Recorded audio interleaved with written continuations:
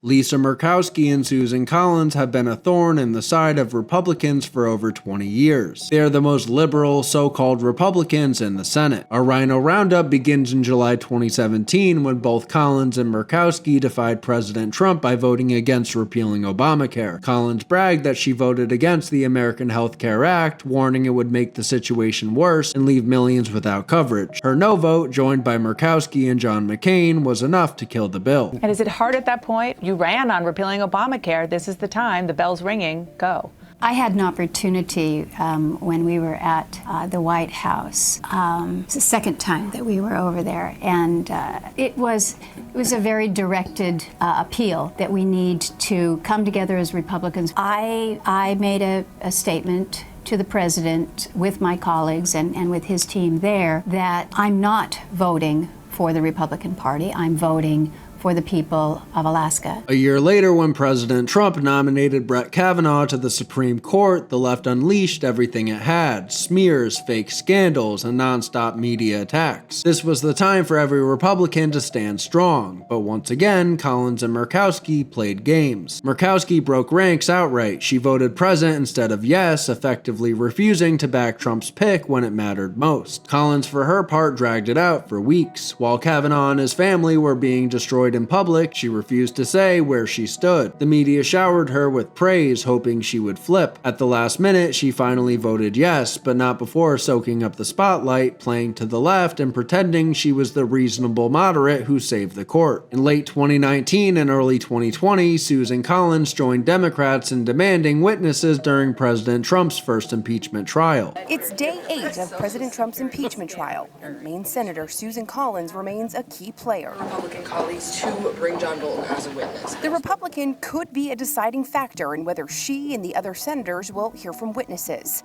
Collins has said she is open to the idea, but has been tight-lipped about whom she thinks senators need to hear more from. Until now.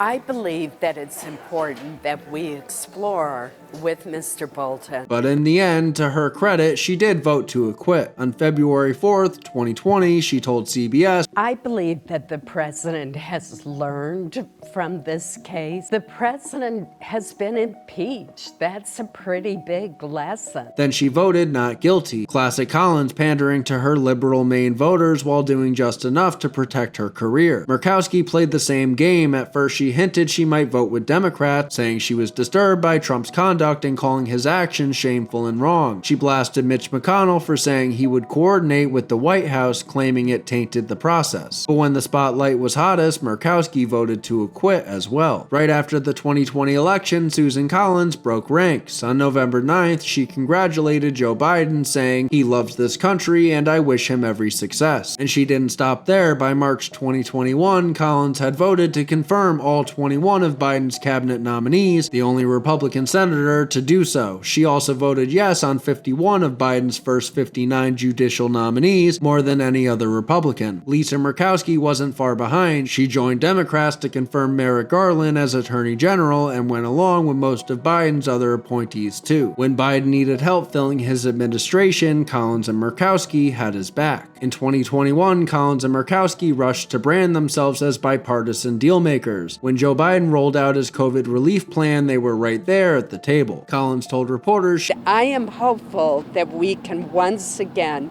pass a sixth bipartisan COVID relief package. Murkowski urged Biden to work with us on a bipartisan solution instead of using reconciliation. The media loved it. They praised both senators as responsible moderators willing to cut deals. But to the MAGA base, it was another sellout. Instead of standing firm against Biden's agenda, Collins and Murkowski gave him cover. They handed Democrats exactly what they needed: Republican cooperation to make their spending spree look legitimate. After the January 6th attack on the Capitol, both Lisa Murkowski and Susan Collins broke with their party and voted to convict Trump in his second impeachment trial. On February 13th, 2021, Murkowski declared that Trump's actions amount to incitement of insurrection. She said Trump did everything in his power to stay in power. Collins also voted guilty, joining Murkowski and 5 other Republicans in siding with all Democrats. The abuse of power and betrayal of his oath by President Trump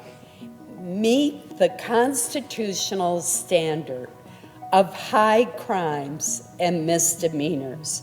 And for those reasons, I voted to convict Donald J. Trump. In June 2022, Collins helped write and pass the bipartisan Safer Communities Act, the first major gun safety bill since 1994. The Senate approved it 65-33 on June 23, 2022, with all Democrats plus 15 Republicans, including Collins. Collins proudly said, "It is not hyperbole to say that this legislation represents the most significant gun safety legislation in decades." But many of her voters in Maine did not see it that way. Maine consistently ranks near the top for gun ownership, and local gun rights groups blasted her for siding with Democrats. Murkowski also backed the bill, drawing anger from many of her voters in Alaska. Lisa Murkowski clung to power in 2022 thanks to Alaska's new ranked choice system. She narrowly won re-election because Democrats and independents kept her afloat. Murkowski praised it as a statement. Alaskans of all regions, backgrounds, and party affiliations have once again granted me their confidence. Susan Collins, meanwhile, hasn't faced the voters again since her 2020 win.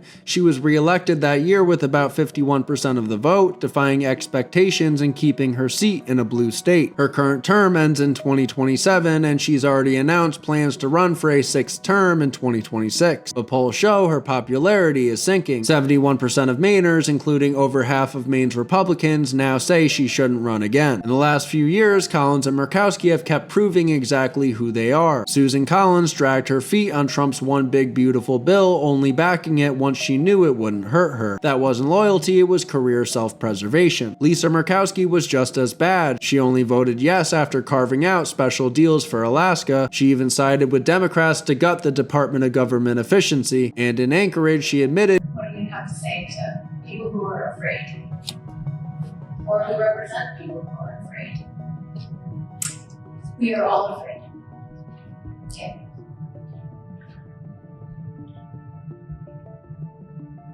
That's what I say." afraid, and meanwhile she's attacking Trump for being too tough on globalists, too tough on government workers, and even too tough on our enemies abroad. And the record doesn't stop there. Collins is openly pro-choice and blasted the Supreme Court for overturning Roe v. Wade. Murkowski stood right beside her, backing bills to protect abortion and Planned Parenthood. Together they voted for the so-called Respect for Marriage Act, locking gay marriage into federal law. And on top of that, both have pushed amnesty schemes and DACA protections, the same agenda pushed by Chuck Schumer and Joe Biden. Collins and Murkowski love to call themselves moderates, but look at their record, it's pure RINO. This is not what Republican voters sent them to Washington to do. This is what happens when politicians put themselves first and their voters last. If we don't call them out, we'll keep getting more of the same. Thank you for watching.